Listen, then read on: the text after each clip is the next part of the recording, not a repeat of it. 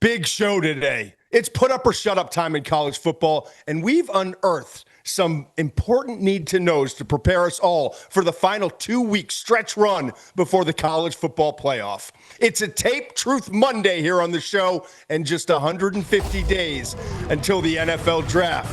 Muench, you good? I'm good, man. Roll that beat, Tucker.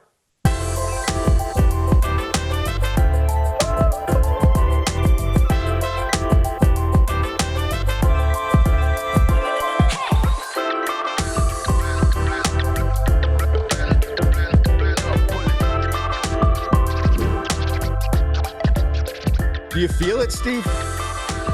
Oh, yeah. I mean, we got Thanksgiving. We got the madness after. We got games on Friday. Texas A&M. I mean, that's a massive one. Saturday, Michigan, Ohio State, the game, the Iron Bowl, and everything in between. This is the McShay Show, presented by FanDuel, and college football Saturdays are heating up. Whether you're in for the early kick or the late night action, FanDuel lets you bet your way with the same game parlays, live betting, game props, and more. And Missouri, get excited because FanDuel is coming your way on December 1st. Download the app or head to FanDuel.com/McShay and make every Saturday count. Must be 21 and older and present in select states, or 18 and older and present in D.C., Kentucky, or Wyoming. Gambling problem? Call 1-800-GAMBLER or visit rg-help.com. Call 1-888-789-7777 or visit ccpg.org/chat in Connecticut. This past weekend, did you know this is I don't know the exact number, but I read somewhere it was one of the most lopsided Saturdays in college football history in terms of top 10 and the point difference in terms what they beat their opponents by. And it kind of felt like that at times on Saturday, right? It felt like. Yeah, that's because all the SEC teams were playing Chattanooga State, according to Dan Lanning. Right. Eastern Illinois and everyone else. But I still felt like we learned a lot, and I still feel like with 2 weeks remaining, the rivalry weekend, if you will, post-Thanksgiving, and then the championship games, you and I don't want to speak for you, but you and I kind of feel like we've honed in on what's important. And there's a lot of teams that are kind of on the fringe right now, or a lot of teams that are basically locked in, but still have some question marks. And we spent Sunday and early this morning on Monday trying to dive into the tape. I went back and was digging 3-4 weeks into the past, trying to get some trends and figure out, all right, it is what it is now. And there's some injuries and we're going to keep an eye on it. But where are we with these guys? Because we've seen fast starts, dips in play, resurgences. We've seen the opposites where it's been slow starts and teams starting to rise up. But I feel like right now we kind of know who these teams are. So I'm excited to share what we found. We're going to do a little bit of abbreviated tape truths today. We're not going to do 10. I think we're going to wind up with 6. And that's fine too, because listen, it was a lopsided Saturday. There were a lot of directional schools getting beaten up by powerhouses. And so let's provide some answers from what we've seen. And I think it's more important to get 6 tape truths where we really dug in than it is necessarily do 10. And add 4 more that don't have massive impact on what we're about to see these final 2 critical weeks in college football. I'll remind everybody, the McShay Report is out from this past weekend. We're not going to have one later this week. Everyone enjoy some time with the family. I don't want you looking at your phone. I don't want you reading anything that I have to write. I don't want to write anything. But we're going to be back on Sunday again with the McShay Report. If you're not a subscriber, please Google the McShay Report and subscribe. You can subscribe for free.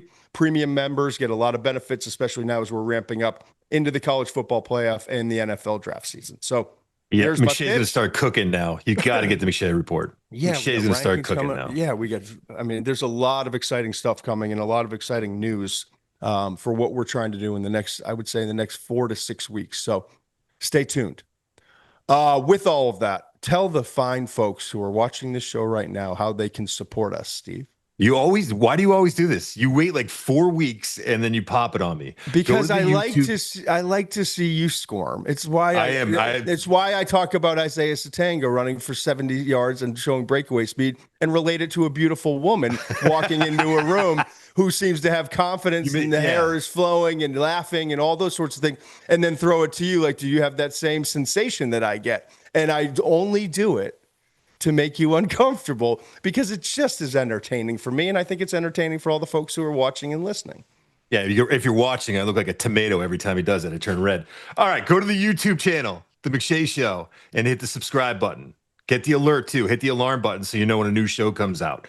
Also, go to Spotify, hit the follow button, check for new episodes there. I think you can also set the alert there as well. Anywhere else you can find your podcast, you're going to find The McShay Show. Consider getting the McShay Report again. This is the time. You should have already gotten it. He's great during the season. If you think it's great now, it's only going to get better. So consider getting it. He's at McShay13 on all his socials. I'm at Muench. That's Muench. Hope that helps. It's perfect. Really well done, Steve. See, it's just jumping right back on the bike. I had to buy time though. That's what I was doing the whole time. I was just trying to buy some time about what am I going to say. So you nailed it. You nailed it. And it like even the fine folks on our chat every Saturday night get mad at people, and I love when they're kind of like in the corner throwing haymakers for us. Like, yo, we got like over 1,000 people on this chat right now. There's like 120 likes. Just hit the like button, hit the subscribe button. It doesn't cost anything, and honestly, I hate being a shill. I hate asking and begging and all that stuff, but it's important for the show as we continue to grow, and we've made huge growth in just over 1 year. So yeah, it's the nature of the business now. It is. Okay, moving on to the fun stuff. Tape truth number one. What do you got for us, Muench? Tape truth number one. Alabama wide receiver Germie Bernard had better be ready to go against Auburn. I'm telling you, look, Alabama's going to have a hard time running the ball in that game. It's great that they could run the ball all over Eastern Illinois. That's cool. That's awesome. They were averaging 3.1 yards per carry against SEC defenses running the ball. You're going up against an Auburn defense that ranks 5th in the FBS, not the SEC, the FBS in average yards per carry allowed. They are giving up 2.5 yards per carry at home. It's going to be tough sledding for that Alabama run game. That means this game is going to really depend on Ty Simpson and his arm. And look, I got a lot of faith in Ty Simpson, but over the last month or so, he's been trying to make some plays, I think. I don't think he's been rattled, but I think he's trying to make plays, and that's manifesting in two bad outcomes, to be honest with you. One, he's holding on to the ball too long, and two, he's throwing the ball into harm's way a little bit. You saw that on the interception, I think, especially on the interception that was called back against Oklahoma, trying to squeeze a ball in there that he doesn't need to. It was even the first pick, he shouldn't have done it. And then last week against Eastern Illinois, he threw 2 picks. And yes, one was a Hail Mary, but the other one, he just didn't see the linebacker dropping. He's trying to force some balls in there. And I think that, when you're looking at a quarterback who's going through that kind of a rut or a phase, I would say, you need your number one receiver out there. And Germie Bernard, as good as Ryan Williams is, as good as I was going to ask you that, and I don't want to interrupt you because you're cooking right now. But it's interesting to hear, like, coming into the year, the fact that here we are in week 11 or 11 games in, going into the Iron Bowl, that you're saying the guy that's got to step up is Germie Bernard, and you went like 3 minutes without even mentioning Ryan Williams. Why is that, I guess, is the follow-up. Ryan Williams, super talented. I hope, and I don't hope, I don't know why I said that. He could make some plays. He should make some plays in this game, and he will be important in this game. But what the connection that I'm seeing is when your quarterback isn't maybe necessarily playing with the same kind of confidence or in the same kind of on a streak as he was early in the season, then you want your most trusted guy. So maybe he's not the number one receiver. You can argue that it's Ryan Williams, I guess. I think he's the most reliable. Like as a quarterback, I can remember, like, there's the guys that are security that you trust that I know I can. Then there are the guys like, if this is open, he's going to give me a chunk that I maybe can't get from somebody else. So there's almost a different mentality as a quarterback when you're approaching, certain plays and certain, dropbacks. Yeah, and there's, not to get too technical about this, but Ryan Grubb, the offense coordinator, he'll use Bernard in different ways, whether it's lining up in the backfield, putting him in motion, putting him in the slot. One of the things that I really like that Alabama does, and I think it's a great confidence booster for Simpson, is the way they run outs. Is that Simpson, the timing and chemistry with Bernard on those kind of routes is different. And if they get access from the corner, and what I mean by that is if you see a corner playing off and he's not going to be able to close in time. If they get access from a corner, it's basically a handoff for Simpson. And those kind of play when they run that out, and those kind of plays are just confidence builders. You're looking to get your quarterback into a rhythm. And if you can get Simpson into a rhythm in this game, Alabama is going to be in great shape. But he has been a little bit off, I think, really over the last month, to be honest with you, especially over the last 2 weeks. So again, as good as Ryan Williams is, and I like the other receivers on that team too, I think he's going to feel a lot more confident and more likely to get into that rhythm if his security blanket is out there, and that's Germie Bernard. There are two add-ons I'll provide here, because I did a deep dive. I think it was last week when you were gone with the family. I did a deep dive into, yeah, you weren't here.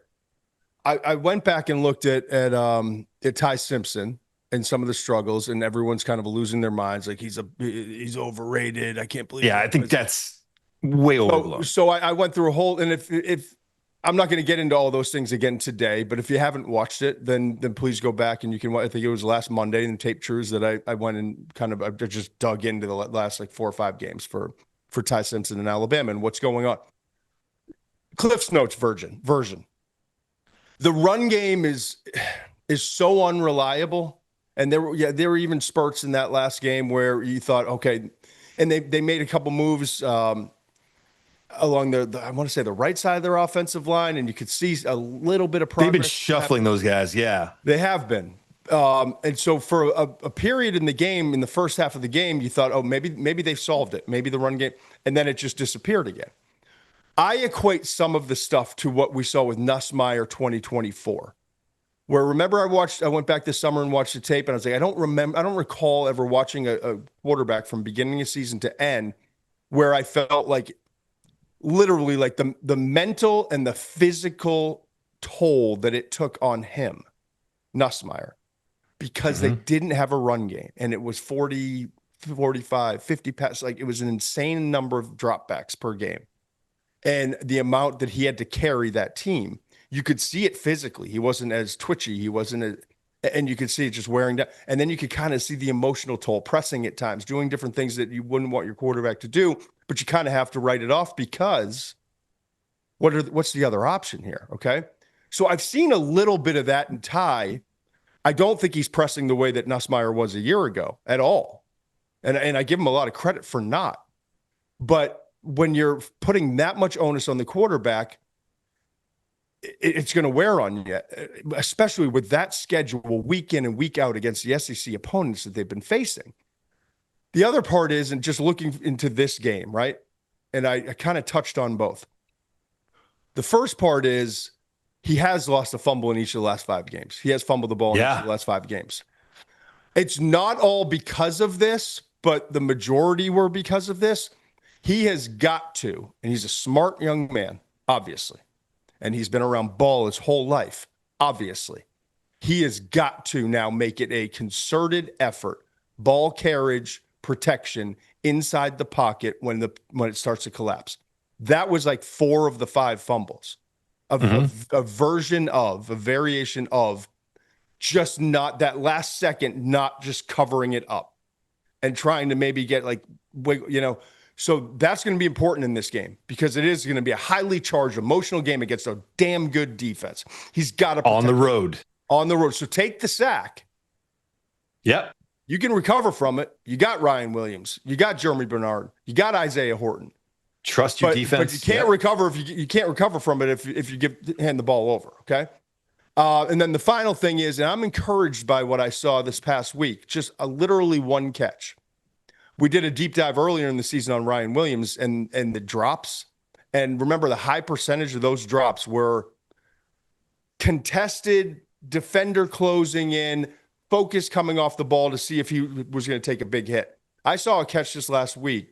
Was it this last week? Yeah, this past week, or was it 2 weeks ago? I forget. In the last 2 weeks, I've seen Ryan Williams make a couple contested catches with defenders coming in on him, and I'm watching him, and I went and watched the tape to see, and the eye focus is remaining where it should. And so I'm hopeful for Simpson and for Ryan Williams, and if you're an Alabama fan, that trend will continue because they're going to need to he's going to need to make a couple tough catches in this game. And Germie's the guy, and I agree with you. But when Ryan Williams starts to get involved and all that speed and athleticism starts to pay off in chunk yard plays, it changes the whole dynamic of this offense. Listen, I agree. And I should say that I'm kind of bearing the lead here in that Germie Bernard did not play against Eastern Illinois last week, was banged up against Oklahoma. But the reporting it was the Oklahoma game. I was talking about the Oklahoma game where Ryan Williams made a tough catch in that one. That was okay. The reporting is that it was precautionary reasons and that Bernard should be ready to go. But it's a little uneasy because they need him. I think he's going to be a big part of this game. Even look, we talked about how the run game is, again, 3.1 yards per carry against SEC defenses. Great, you can run against Eastern Illinois. You've not been able to do it against the quality opponents. Just not a thing for Alabama this year. So even the run game, you can get Bernard involved there a little bit too. Is he going to, when he's had the ball in his hands, I think he's had the most missed tackles out of all the receivers. I think he's a guy that could play a big role in a couple of different ways. That's a Saturday night primetime game. That's obviously it just doesn't get any bigger, right? I couldn't be more excited for that. And we've seen the upsets before and hopes, dreams dashed, and Auburn's got an opportunity to do just that again. So we'll be dialed. And just an update, we're still working out the logistics of it, but I know we've got a lot of fans that love our Saturday night show. We will have a show on Saturday. Stay tuned. We've got more information coming out on that. We may tweak the time of that, but there will be at least one show. We're kind of working through options right now. But for those of you who are worried that I'm an old man now and I've got my 30th high school reunion, I ain't going. and Muench has got his 30th reunion, and we're working out details. So we're gonna be there on Saturday in some shape or form, but we'll give you more information on that. All right, from one SEC wide receiver to another, Isaiah Sategna, the Oklahoma receiver.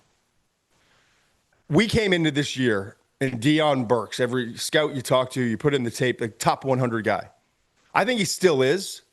I think there have been moments and there have been games where he has played to that level, and I think he's very likely still. Talking to scouts, he's a top 100 guy, meaning he's going to go somewhere in the first 3 rounds, probably, day 2 in that 3rd round range.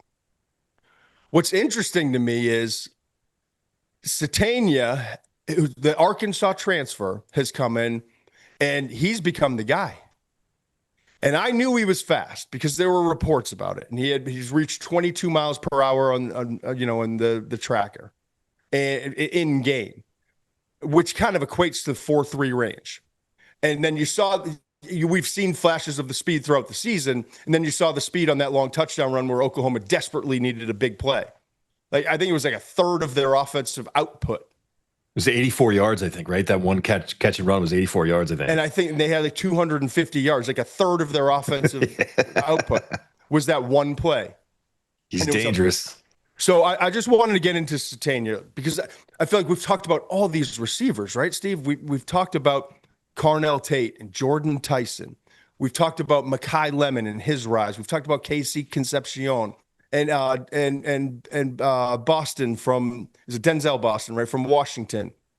We've talked about Craver also from A&M, Mario Craver. There've been a lot of receivers who have elevated this year. Jacoby Lane, another USC receiver. Chris Brazzell from Tennessee, his kind of rise as well. But for some reason, Sategna, who's in his 3rd year of playing college football, his first 2 at Arkansas and transferred here, I don't think we've gotten ahead of, hey, he's a pro prospect.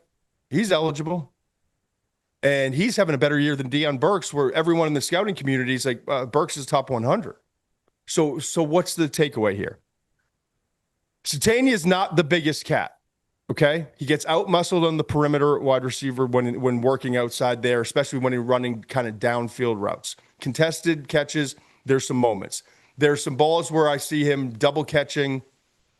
And quite honestly, more so when his ball carriage and ball security has been an issue. And that's something he's got. Interesting. Yeah, I didn't expect that when I was watching. And even plays where he catches it and gets knocked out of bounds, and it's not even technically a fumble, but ball just pops out. And then it was the what game was it? Was it Tennessee?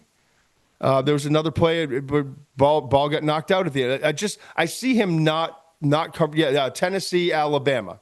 Those are two of the games. I went back and watched 4 or 5 games, like South Carolina, Tennessee, Alabama, and Missouri.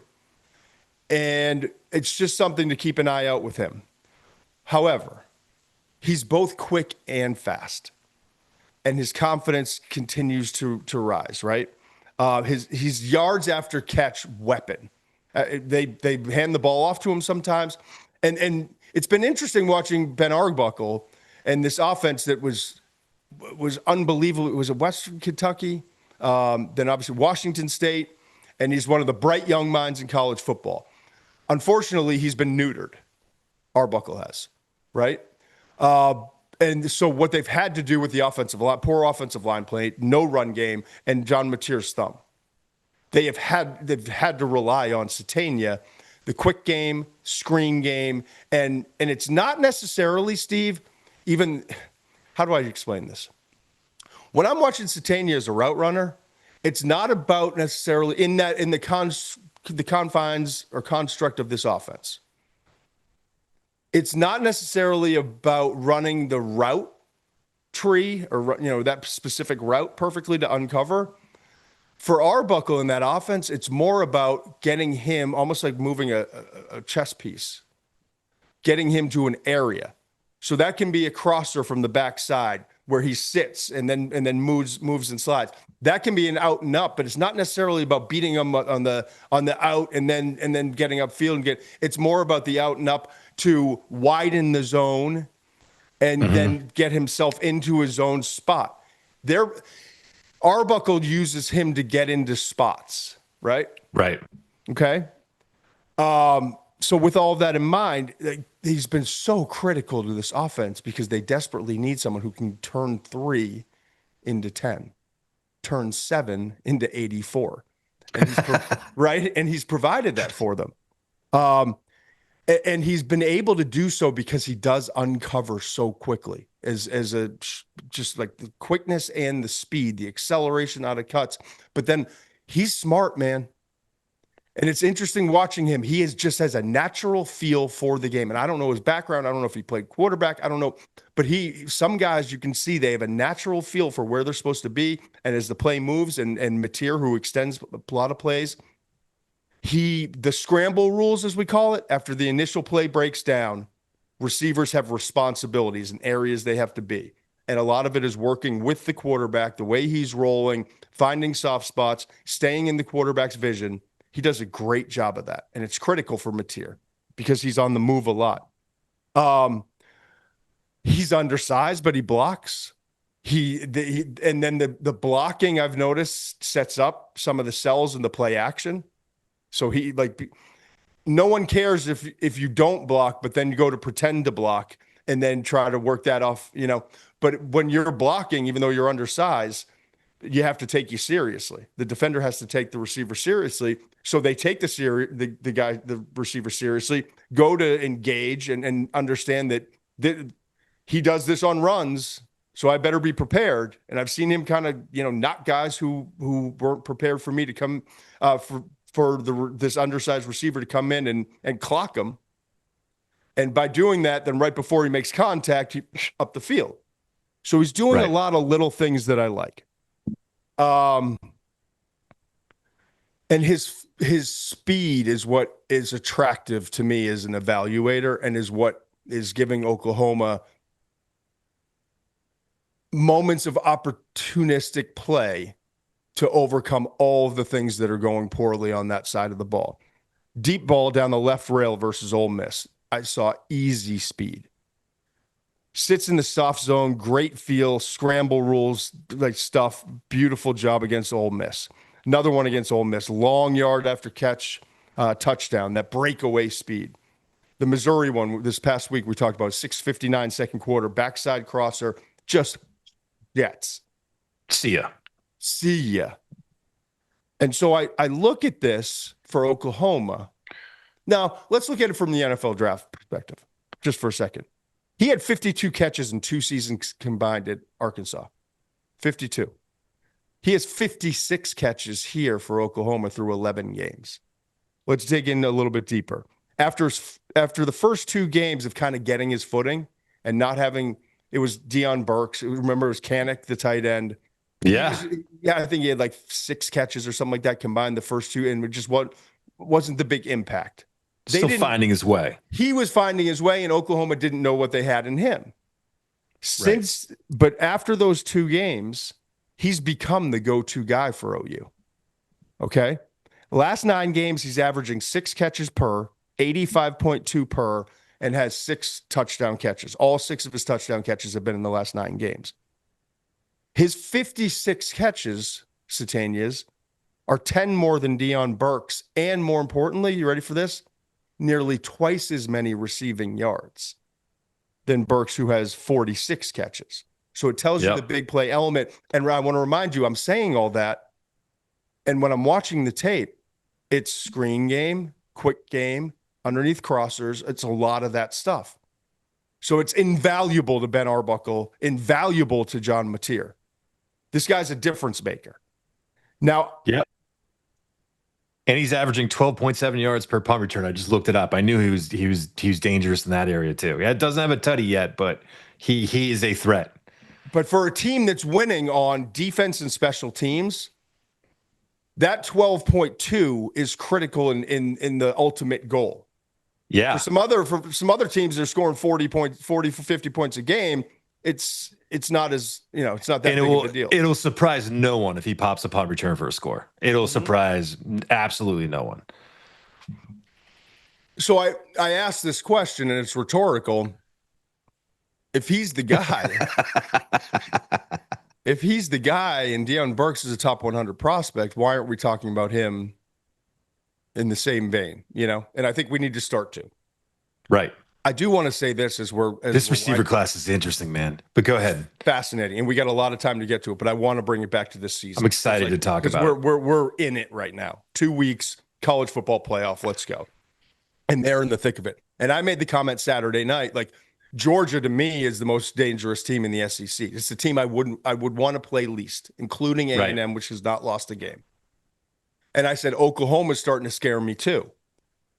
This defense is arguably the best defense outside of Columbus, Ohio, okay, in all of college football. And what they've been able to do with this offense is just remarkable. Special teams has been one of the best groups in the country. And if you're an Oklahoma fan, and I told you that I was going to be talking about you guys having one of the best special teams units in all of college football this year after that filthy mess a year ago, you would be stunned. All that's great. And I love that they've taken on the temperament of Venables, and this is just a chaotic, nasty team. And you don't want to have to line up against them because it's going to be an absolute war. My next two tape truths, one of them is Oregon's offense. And I watched that offense and I watched this offense. And my goodness, is it scary, the difference. Right. One's intro level and the other one's graduate level, right? Yes. Yeah. And it's not Arbuckle, because you go back and you look at his previous 2 stops and they're just slinging it, and early this season you could see that even against a good Michigan defense. So it's part Mateer in the thumb, but honestly it's opponents know what they can do against this offensive line, and opponents know they can't run the football. And so while I do believe you don't want to play Oklahoma, I don't know that unless something changes in that 3 weeks or 2-3 week span between the end of the season and the college football playoff starting, and whether that's Mateer's health, whether that's great coaching and solidifying offensive line play, whether there's running back stepping, whatever it is, unless something significant changes, maybe they could steal a game in the college football playoff because of the defense and special teams. This team, as presently constructed with this offense, they can't make a run and win a national championship. So that's what I saw. I'm with you. I don't see them winning 4 in a row. I don't see them winning 4 in a row. Not with that offense, unless something changes. All right, go ahead. And who knows? All right, tape truth number 3. Tennessee is tied for 6th in the FBS with 35 sacks, and they have all the elements of a great pass rush. I threw on the tape. I watched every single one of these sacks, man, and I am geeked up about what I saw. And when I say all the elements, I'm going to focus on three. Okay, talent, depth, scheme. That's what I'm looking at. They got the talent, man. And it starts with Joshua Josephs, who I think a lot of people know about, the talented edge. He is a handful coming off. I don't care what the sack numbers are. I know they're not that great. He is a handful coming off the edge. He is explosive. He can win with his hands. He's a little undersized, but he can still win. He's got some explosive power. He can still win with his upper body. But he's not the only guy there. They are about 4 deep on the edge. They rotate guys. Then they have guys in the middle that get upfield. Who are, great push, who can win on the inside. So that gets into, they have the talent. Then you get into the depth. I've already kind of talked about it a little bit. Are they as deep as last year? No, they're not. I mean, that defensive line last year was ridiculous, but they are still rotating guys. They are still keeping guys fresh, and they're still very explosive up front. And the last thing I'll get into, and this is the thing that I really want to talk about, is Tim Banks' scheme. Tim Banks runs a multiple front where he can rush 4 and drop 7, and they can do that and still get to the quarterback. But some of the stuff he does in terms of simulated pressures and blitzes is unbelievable. You don't know who's coming. You don't know who's dropping. It's a really tough thing for quarterbacks to figure out what's going on, and it's a really tough thing for protections to adjust to. And the last thing I'll say, and I didn't really put it in the top 3, but it stood out to me, and it's very important for them going into the Vanderbilt game. When I was watching these sacks, they're not over aggressive and give up rush lane integrity to get to the quarterback. Everyone's still in their lane. And the guys who are inside, who rush inside, whether it's a linebacker or a defensive lineman, are very disciplined about getting vertical and getting push, but not losing that integrity where they shed in one direction or the other and give that quarterback a lane to rush. They can get to the quarterback without having to do that. And the other thing they do is they are incredibly unselfish. They talk about picks on these line stunts, on these blitzes. When it's their job to create a lane for a linebacker or for another defensive lineman, they are unselfish about it, man. They are taking that defensive line with them. There were a couple of times where linebackers just had free paths to the quarterback because the defensive line is just doing such a great job of bringing offensive linemen with them and creating seams. I look at all of that, and to me, it's just impressive. The other thing, I'm going to keep going here. They have batted down 11 passes this year. 4 was against Eastern Mexico, I think, a couple of weeks ago. It's worth noting that there was a high number in that game. And it's also worth noting that Vanderbilt quarterback Diego Pavia does not get a lot of passes batted down for a guy his size. I think he's only had 2 batted down this year. But it's important that they stay in their lanes and they get their hands up with him and make it a little bit tougher for him to see the passing windows. Even if they don't bat the pass down, they can affect them. That'll be something to keep an eye on in this game. And I'll say this. They are the X factor in this game, this pass rush, because Tennessee's given up a lot of passing yards, and Diego Pavia is white hot coming off that Kentucky game. 484 yards, 5 touchdowns, 33 of 39. I went back and watched the tape. He looked awesome. He is under control. He's moving around the pocket without being frenetic or without losing his fundamentals. He's getting the ball out. His deep touch in that game, I don't remember him having that kind of deep touch. And all of a sudden, you got Trey Richardson, Junior Sherrill at wide receiver to complement Eli Stowers at tight end. This is a legitimate passing attack from Vanderbilt. I mean, it is. Really? You better be ready. I am stunned at what Trey Richardson. I didn't feel like it was that way. I thought it was a lot of not patchwork, but like there were. He's still doing his thing, man. He's still doing his thing where he's moving around and he's extending, but he was making plays within that pocket too, man. More so than I remember. It's really encouraging for Vanderbilt. I think Tennessee's pass rush is going to have to get after him in a big-time way for them to win that game. I'm fascinated to see what the College Football Playoff Committee does. And everyone's like, oh, who cares about the rankings this week, with the rankings reveal. I think it's absolutely critical. Because I'm out on the state of Utah football, as I said Saturday night. Did you see the AP? No. Utah's at 14, so Vanderbilt and Miami are ahead of Utah, but BYU's at 11. So it's right. It's a little bit encouraging. Yeah, and I feel like the committee did that to give it. Sorry, I feel like if the committee were to do that, it would be to kind of hedge its bets on. Well, BYU's still there, but what does BYU have? UCF this week? Is that right? Or did I get that wrong? Let me see. I'm pulling it up. But they remember have to play in the Big 12 championship. You're right, UCF. So it's UCF, but then it's the Big 12 championship, and if the result is anywhere similar to the first one, that should effectively knock BYU out of this picture. Correct. And by putting Vanderbilt up there, if that's what the playoff committee were to do, then it kind of would wedge them, the SEC, them into the picture. Like Utah's got to get out of here. You know what we keep forgetting about, you can't do it yet with BYU. I get it. But, like, I'm watching BYU and I'm watching Utah. And with all due respect, like, I couldn't appreciate the coaching and the play level and the intensity and the toughness and the discipline and all that from both of these programs.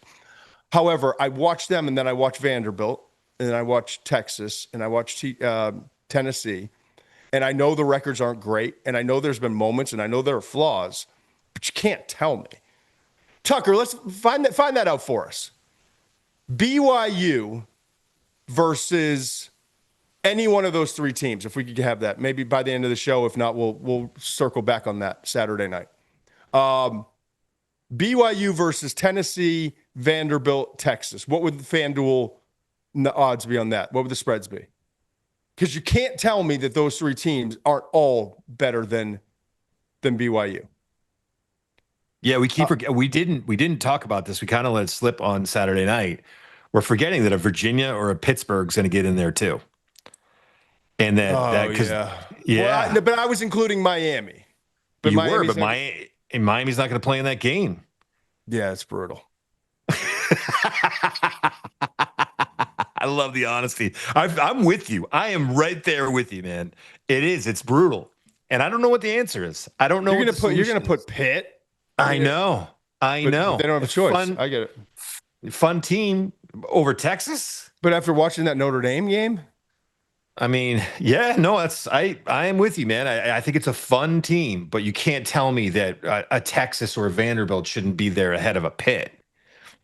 It's an imperfect system. It's better than it used to be, but it's imperfect. The rankings come out Tuesday night, and obviously we'll continue to sort through it. And this Friday Saturday combo package is going to be absolutely massive. And it's as a college football fan, you want it to come down to this: rivalry games, end of regular season, and so much is on the line getting in the college football playoff. This episode is brought to you by American Eagle. Gift, hooray!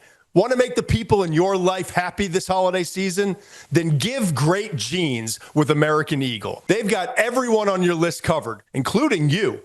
So make sure to check out the wish list worthy new arrivals, including comfy, cozy sweaters, soft fleece, sweatshirts, hoodies, flannels, and lots more. Plus, you'll love their trending jeans, like the high-waisted stovepipe, original straight, boot cut, and a whole bunch of other fits. They've got every style and everyone covered.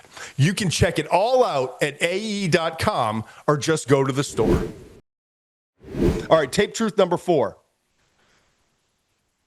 Dante Moore's CJ Stroud. Interesting. And I'm going to ask you some poignant questions at the end of this tape truth, but let me get to one. He's got some mobility, but he won't run. Unless it's wide open, he'll run and he'll hit the sideline and get out of bounds. Doesn't love getting hit. Not twitchy in the pocket, so he's going to take some hits. And he does take some hits. But he's the best pure passer in the country. He sees the whole field. He stays in rhythm. He goes from one progression to the next, and he's still developing because he doesn't have the great game experience, but you can see him do it. And I've seen the last 2 games because I went back and studied the last 2 games, Minnesota and USC. There is a definitive progression being made by Dante Moore right now. Okay. And I'm also seeing the easiest stroke that you can find out there. Just smooth stroke. Everything is thrown catchable, layering the ball, hitting spots, leading receivers open. USC's like, go ahead, beat us in tight windows in the seams versus this zone and hit these throws that are NFL throws, and you can beat us. And what do you do? The guy's special with his passing skills. I told you what he's not, but I also have to tell you what he is. And yeah, there's no one who reads coverages and processes and can run an NFL system like Ty Simpson. There's nobody else in this draft class of quarterbacks that's 6'5", 225 pounds, has an arm and is mobile like Fernando Mendoza. But if you're asking me who's the best pure passer in the country, it's Dante Moore. And the reason I get the CJ Stroud vibes is because it's literally what I sat there and talked about for like 4 months on TV and going to pro days and everywhere else about CJ Stroud. He can run a little bit, not twitchy, not like super quick or super fast, but he can run a little bit, but doesn't like to. He did finally in that Georgia game, if you remember, right? I was trying to remember which game it was. Yeah, the Georgia playoff game. He shut everyone up with his big running performance. I thought it was funny. Right. Almost like, watch this. I can do it. I swear to you, right? Right. So he did that, but throughout his career, it was the biggest knock on him. And now you hear McDonough coming out and being like, yeah, we've talked to the defensive coordinator for USC, and they're like, yeah, he doesn't like to get hit, doesn't want to run. So that Can I interject here? Yes, sir. People will say, like, well, who likes to be hit? There are quarterbacks that like to be hit. I mean, I think Drake May doesn't kick into form until he gets hit a couple of times. I swear to you. Baker Mayfield, I think, has a screw loose. Josh Allen, he didn't Baker get hurt. Mayfield, yeah, Josh Allen, Baker Mayfield, John Mateer, if you want to go at the college level. There are guys that I think that want to get popped. I mean, don't want to get popped, but don't mind it. I think it gets their blood flowing. It gets them in the game a little bit. I don't mind a quarterback that doesn't like to get hit. I'm okay with that. I think there was a time, and I'm not saying that you're saying this. I'm not putting words in your mouth. No, I'm not. Some people might hear when you say, when the defense coordinator, D'Anton Lynn from USC is saying, oh, he doesn't like to get hit. Some people might hear that as a questioning of how tough he is. I'm glad you said that. Because through that lens, I was watching Minnesota and USC this past week, and I saw him take some big hits. Because the other thing that people don't, that when you say he doesn't like to get hit, this is why you're the best in the business, Muench. Those type of guys fade away and will do things like I thought Derek Carr was one of them in Fresno State.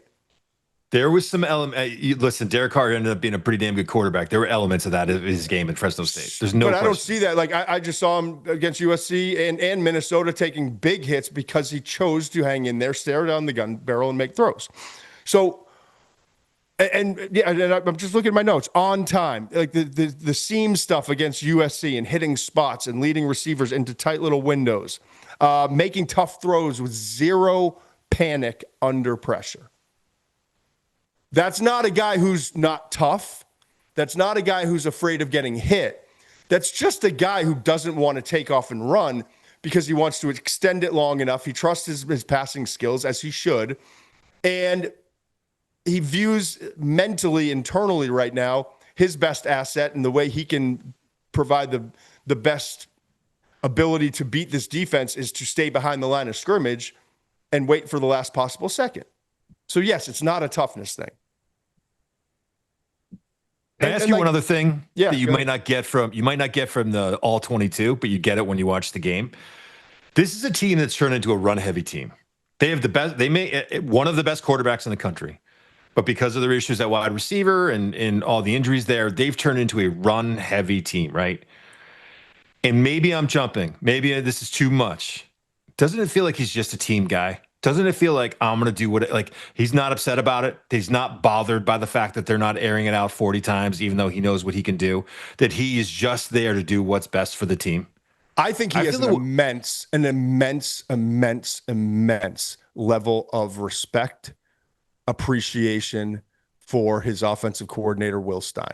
He's a mature dude. It just seems like he's on another level when we talk about those kind of intangibles. I totally agree. I think, and you know what?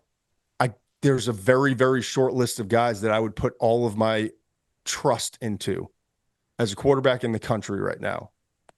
And Will Stein's on that list. Truly, I agree. It's like trust everything this man says, because we saw what he did with Bo Nix and the transformation from Auburn. You saw what he did with Dylan Gabriel and the transformation from 2 previous stops. He knows what he's doing. And I just told you, and my final tape truth's Michigan's offense, and I got a lot of respect for Chip Lindsey. But watching this offense compared to a Michigan offense, to an Oklahoma offense, and obviously I have a ton of respect for Ben Arbuckle. He's one of the brightest young minds in college football, the offensive coordinator position. Will Stein is at a different level, okay? And so I do believe there's some elements of I'm operating within this system because this has been proven. It's like, why would I go against Nick Saban and what he's laying out for me when his way works?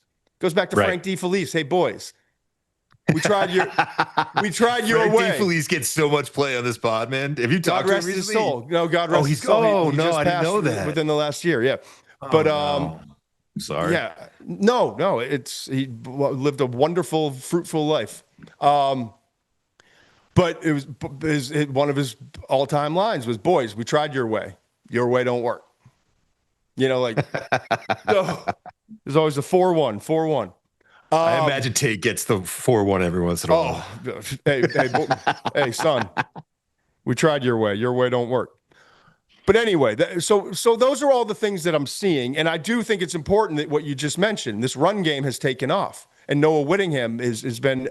Noah Whittington has been awesome, and he's up over. What is he now?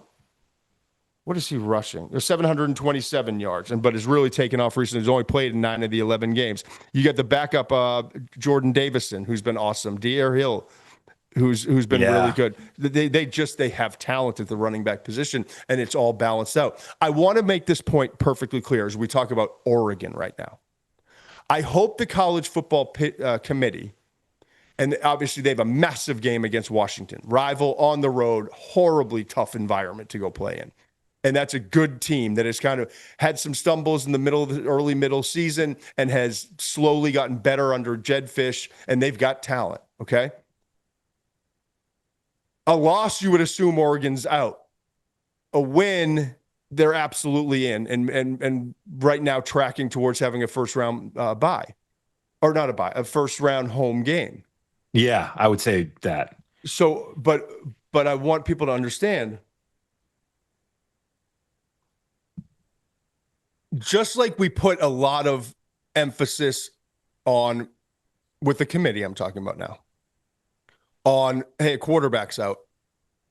Maybe, let's not, maybe we don't knock him for that. And we've heard the committee talk about the losses with John Mateer. He had the thumb injury and came back, and this isn't the same. Well, I would argue John Mateer's kind of the same guy, maybe not that Texas game, and not Ole Miss. Was it Ole Miss? Yeah, Ole Miss game where I couldn't. No, that was Nussmeier that I watched. The Texas game was the game where he really just wasn't himself after the first couple series. And he still has never gotten back to, but there's been no proof that he's going to be, or the offensive line's going to get better, or the run game's going to get better. But with Oregon, man, I hope the college football playoff committee keeps, and I'm talking about maybe if they lose on Saturday. Evan Stewart's supposed to be a first-round wide receiver, got injured in the preseason. Now, that ain't going to change. He's not walking out that locker room door, okay? Is he definitely? I thought there was something earlier in the year where he could come back. Okay, well, keep an eye on right now. Keep an eye on that committee. But more importantly, DeCorian Moore, the star freshman wide receiver, tweaked his knee in a non-contact injury before the Iowa game. And was Gary Bryant Jr., right? Went down with an ankle injury in the first quarter of that Iowa game. They haven't been out. Those are the two leading receivers for Oregon, okay? They haven't been on the field since. And then you got McClellan, who also suffered the injury against USC. And I looked and I did research, and we're taping this on Monday morning. I don't have any updated information. I think it was a surprise to everyone. Pete Thamel had to announce that Bryant Jr. and Moore weren't playing against USC. Right. So I'm hopeful that they will be playing in the rivalry game against Washington, but we'll have to see how that works out.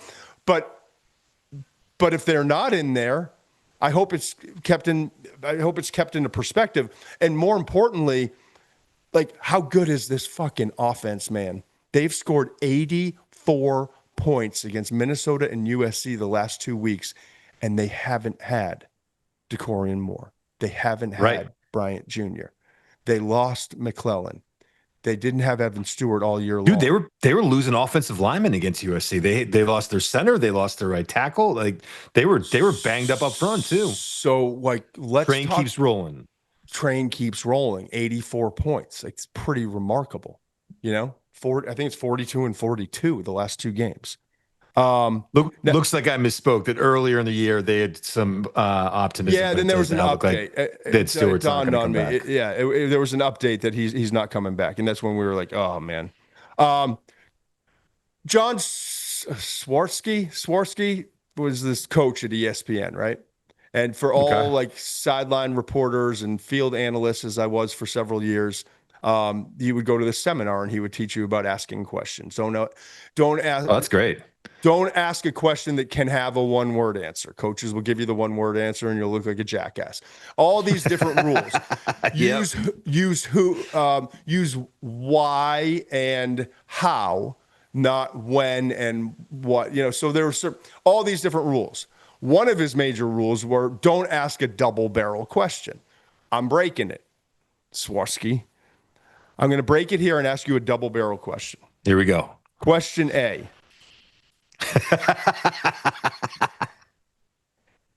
I mentioned CJ Stroud. I'm getting a lot of those vibes in terms of what I'm saying when I'm reporting back to people from the tape study on Dante Moore. So the first question of the 2 questions is, you know what? I'm going to stick with the Swarsky rules. Forget it. I'm going to stay in line. Question A. Knowing 2 years ago it would have been different. Knowing now what we know about CJ Stroud, is that a good thing or a bad thing for Dante Moore? Interesting. CJ Stroud's banged up. And I also think that CJ Stroud, when you look at, I think external factors have so much of an impact on quarterbacks. I mean, whether it's the scheme you play in or your offensive line, I think CJ Stroud was put in a bad place. And I know that Davis Mills has come in and played all right for the Texans. I get that. But before he got hurt, I don't think that offensive line was very good. They've had injuries at receiver last year that, you know, Nico Collins missed time. Stephon Diggs got hurt. I forget what the Houston receiver that we really liked who had the terrible leg injury. Tank Dell Jr., right? Tank Dell. Yeah, Tank Dell. Yep. Right. Terrible leg injury. And I think CJ Stroud has shown at times that he can be a really good NFL quarterback. And I think in the right situation, he can still do that. So I think it's a good thing. I think if you're out on CJ Stroud, then that's on you. I get it. He hasn't played as well as he did, I think, his rookie year. Yeah, rookie year. Yeah, I was just curious because I'm saying that, and I'm saying it in a positive light in my mind as I'm I think it's a positive light, 100%. I think it can be too. I do, but I just if you're what? Do you want Dante Moore to run more? I'm not saying that. I'm just saying. I know you're not saying that. I'm asking you. Do you want Dante Moore to run more? No, I don't either. Not necessarily. There's not a lot of times where I'm watching his tape where I'm saying, what are you doing, man? There were a lot of times when I was watching CJ Stroud, like, yo, just take off. You got to. There were a couple times with Dante Moore, but no, not to that level. I would agree. I love to hate your comps, and you made a strong case here. You did make a strong case. All right, question B, and this started me on the Dante Moore thing, and it's all Dan Comer's fault. And I purposely did, and we're going to run long in this show. Of course, we're doing 6 truths and it'll wind up. We do 6 ready over 2 hours, yeah. And so it's kind of my pushback to Dan because he took me down this rabbit hole. Dan said on Saturday, I think we should revisit the conversation on Dante Moore because Todd's got these sources and the sources are telling him he's going back to school. It's aligned with Dante's parents, the coaching staff at Oregon, obviously the money that they have, the NIL he'll have. It makes all the sense in the world. He's an inexperienced quarterback who has shown a lot of signs of inexperience at times, needs another year. He's with the perfect offensive coordinator who's developed NFL quarterbacks. Why wouldn't you? And you're at Oregon with Phil Knight and Nike money. Go back to school. And I talked to scouts who have been in there and have talked to people and have their sources. And they have sources, man. Yeah, no, he's going back to school. It's a done deal. So, like, be out ahead of it or just don't worry. Like, whatever that means for you, Todd, Dante's going back to school. So move on to, like, Simpson or Mendoza. Like, nothing to see here. Pick a name. Yep. But that was 3 or 4 weeks ago when Dante was struggling a little bit. And I don't think anything's changed. I think this is a permanent one. This wasn't like, well, if you remember the Drew Aller stuff, well, he's kind of getting hot. And he has a great college football playoff. Maybe he's going to come out early. And you can go back and second guess that, unfortunately, for Aller. But at the end of the day, it's about success in the NFL. And Aller is never going to have great success as a starting quarterback in the NFL. Dante Moore has a chance to be a damn good starting quarterback in the National Football League. And his chances of becoming that, in my opinion, greatly increase with another year at Oregon with Will Stein. Well, history has shown us that. But I do want to ask this question that Dan asked on Saturday, and I only revisit it because, A, it's critically important for this Washington game and as we get ready for the college football playoff. And I think we've covered the Oregon Duck offense and everything that's going on really well. So I'm comfortable now shifting this to the NFL for a minute or two.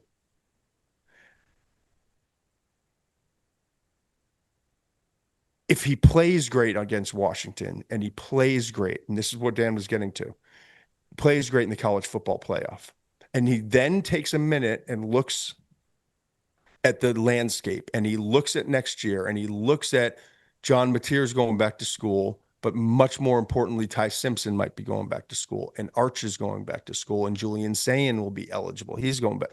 And you get all these names for next year. And Lenora Sellers is probably going back to school, is my information. Maybe not at South Carolina, but so all those guys, you could have 6, 7 guys going into the year where we're like, yeah, they're first round, they're potential first round draft picks, right?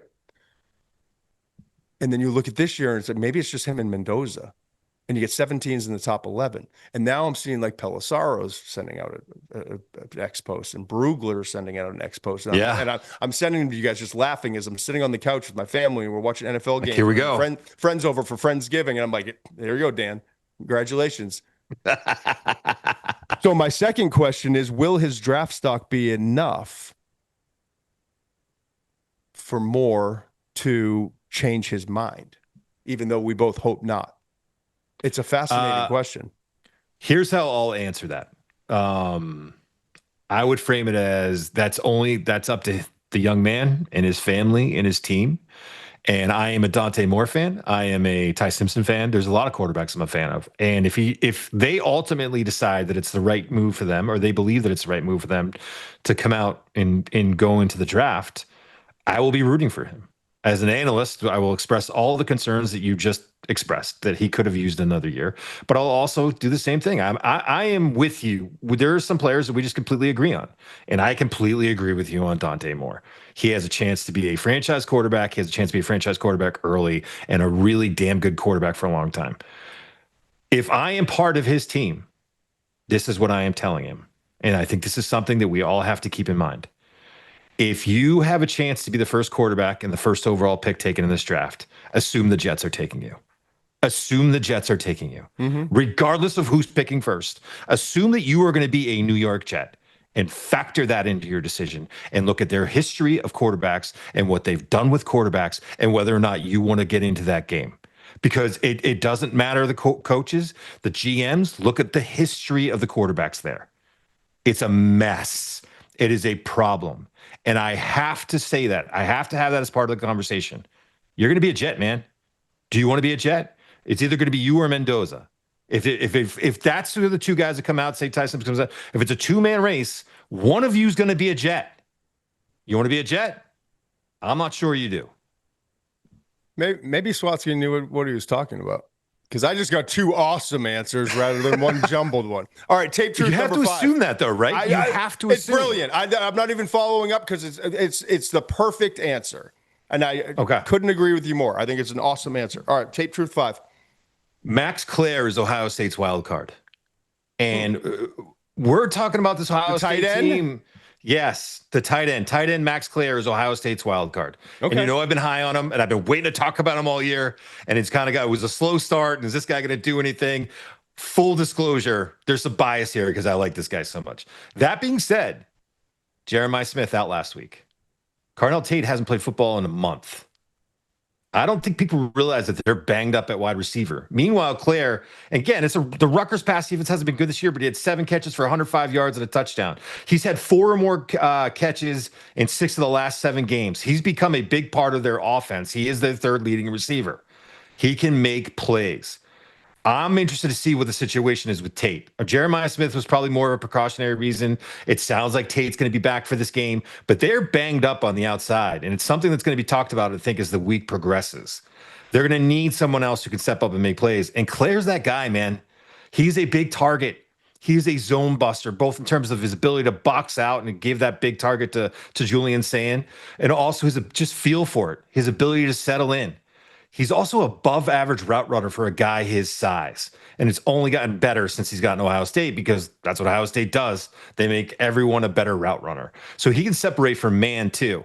The ball skills are really interesting to me because sometimes I'm watching and I'm like, I don't have that same kind of confidence there. He had a drop on the very first target of the season. And I was like, oh no. I remember that. But he's had one other drop since then. I think it was in the Illinois game. He got popped and he dropped it with bang, bang play. But that being said, he catches everything. It's not always pretty, but he catches everything. He's got really good body control. His ability to adjust to passes thrown out his frame it's all there for him. So when I'm looking at this game, and if they're banged up on the outside and need a guy to step up, watch out for Max Klare, man. He quietly leads the Big Ten, leads all Big Ten tight ends with receptions. He's got the most yes. Kenyon Sadiq, I will say, has more receptions per game. He's played one more game, but Klare's played one more game than Sadiq, but he has the most catches for a Big Ten tight end right now. Keep an eye on him, man. He's a super talented player. They may need him to step up and play a big role in this game. I like that. It's a good update on him and highly important, obviously, heading into the game against Michigan. And that brings us to tape truth number 6. You asked me to do this one. I can't wait to hear this. I'm actually really excited. I don't like saying no to Muench.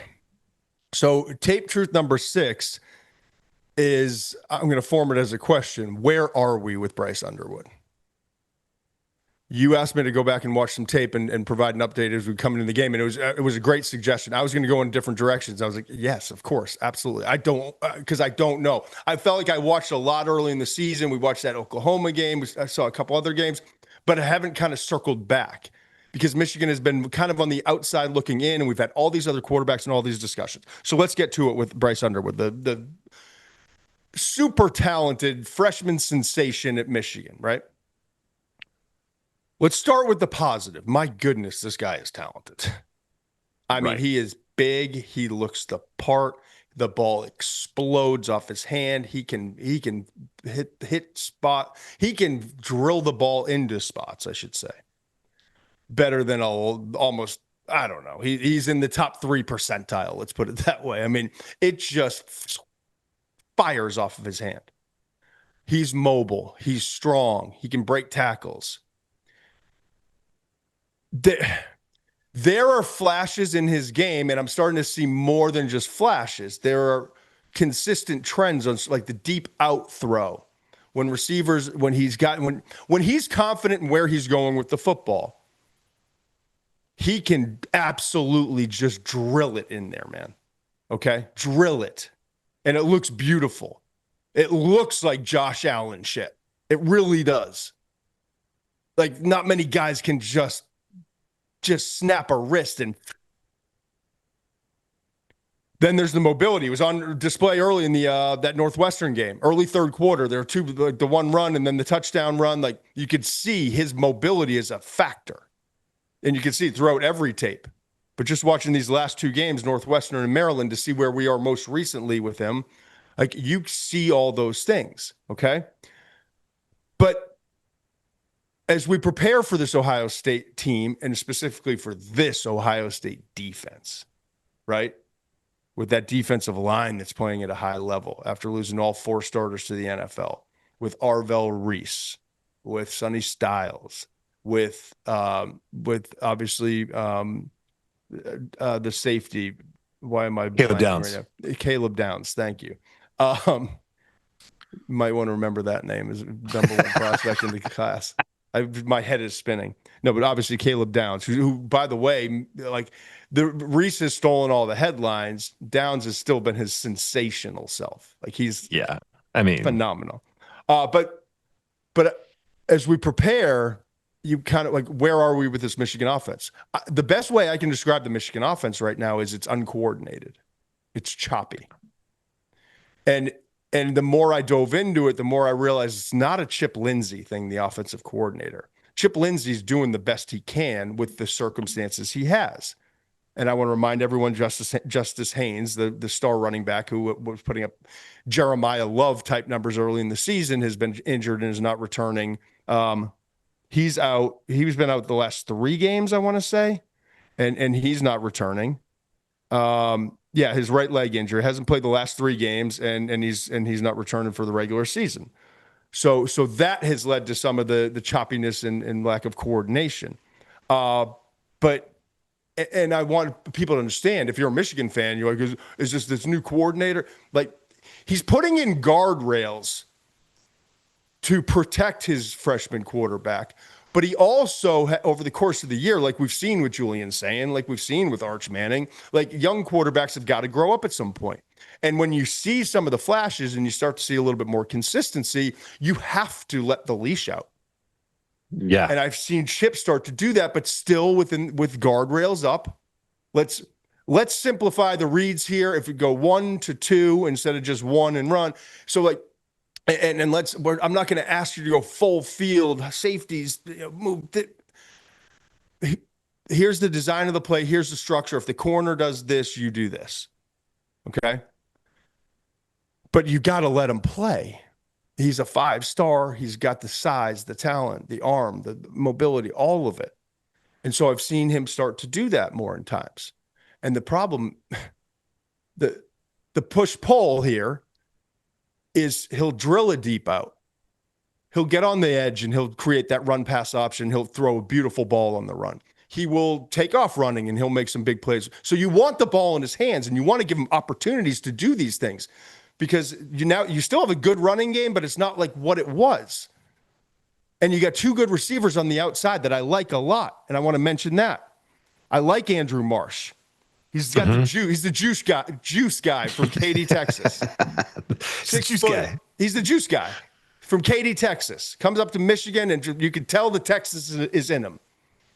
He's got that Texas confidence and that juice, and he's played high school ball and probably 8,000 receiver, like all that stuff. And he makes plays, and 42 catches, 641 yards, averaging 15.3, right?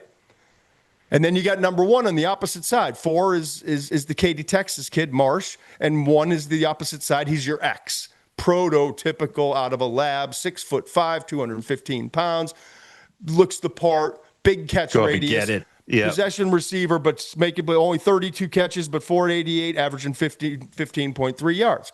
But beyond that, man, they don't have anything. So you're relying on 2 receivers. So Did their tight end Marlon Klein flash at all? I know he's been banged up. A little bit. But I think he's Marlon hurt. Klein and Zach Marshall, solid, but nothing special. 34 combined catches. Klein had a good catch in one of the 2 games I watched, Northwestern.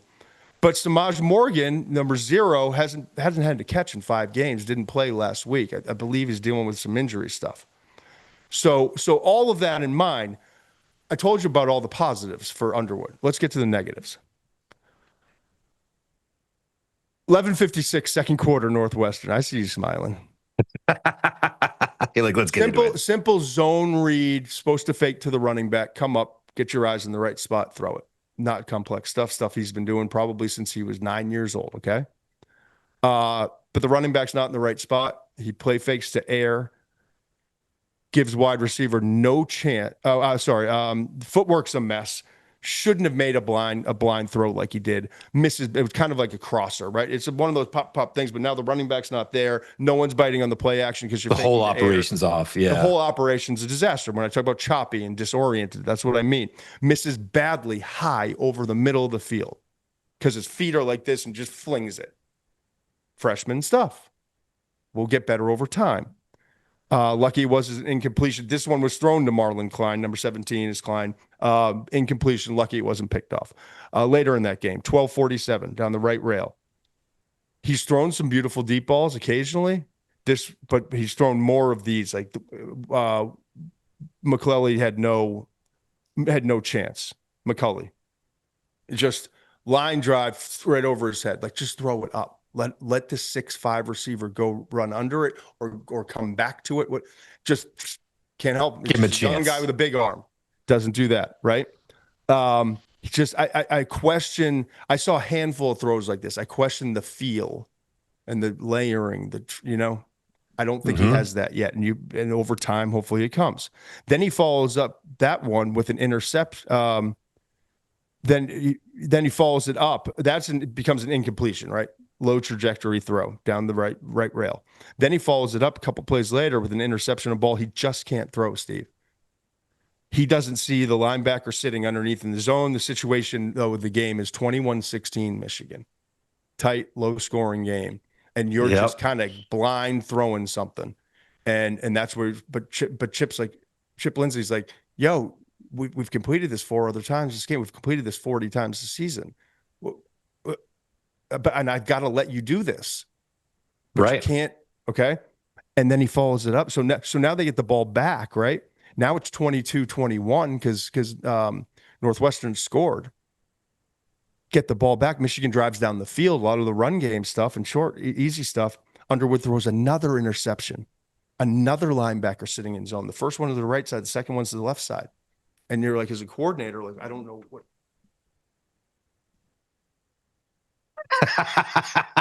How can I get this young man to understand the concept here? What do I do with this, right? And I'm watching that, and I'm thinking to myself, that defensive line that I've watched for Ohio State, Arvell Reese, Styles, Downs, Matt Patricia. Look at what Matt Patricia did to Sark and Arch. Yeah. You know what I mean? So that stuff's scary. And then interception against Maryland. First quarter, rolling left. Throwing back, not in the middle of the field, but back kind of into, against the grain, back to the inside throw. Airmails it high. This one when he missed high towards the middle of the field, it was picked off. It's just erratic play. It's erratic play. So you asked me, where are we? Unbelievably talented, doing things at a higher level than he was early in the year. There's some moments where it's like, oh, the light bulb, it's clicking. But then there's some moments where it's like, he's still just a pup. Mm-hmm. And now he's going against Patricia and that back 7 and that front 4.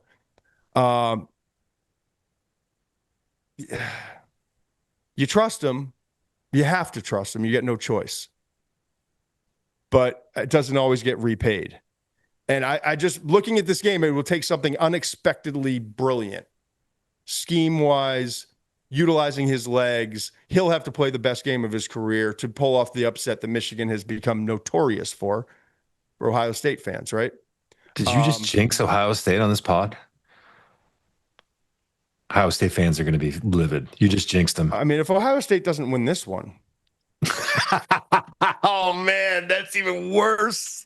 Speaking of Ohio State, speaking of Michigan, speaking of the game, later this week, Urban Meyer is going to join us, and we're going to break it down. I want to talk to him about his history a little bit. I would just have to stand back and watch that happen. I mean, Urban's my guy. It's going to be some people don't love him. Of you. Yeah, we're going to have fun with that. So Urban's going to come join us and help us preview that game. That's going to be awesome. And I'm sure we'll get to a lot of other stuff too. But I got to tell you, it was only 6 trues, but still 5 stars, Mitch. Must be 21 plus and present in select states. For Kansas, in affiliation with Kansas Star Casino, or 18 plus and present in D.C., Kentucky, or Wyoming. Gambling problem? Call 1-800-GAMBLER or visit rg-help.com. Call 1-888-789-7777 or visit ccpg.org/chat in Connecticut, or visit mdgamblinghelp.org in Maryland. Hope is here. Visit gamblinghelplinema.org or call 1-800-327-5050 for 24/7 support in Massachusetts, or call 1-877-8-HOPE-NY or text HOPE-NY in New York.